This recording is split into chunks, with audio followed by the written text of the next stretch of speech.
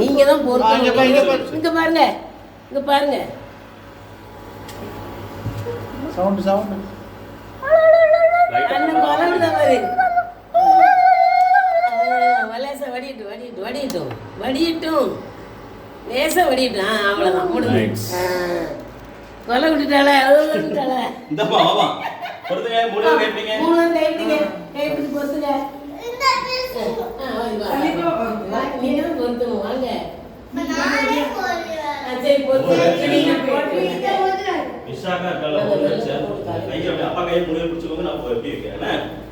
ஆளுக்கு ஒரு டிஃபன் வந்து வேலைக்கு ஏத்தி தாங்க வேலைக்கு ஏத்தி வேலைக்கு இல்லடி வேலைக்கு இல்ல வெள்ளத்தை தட்டி வச்சிருங்க.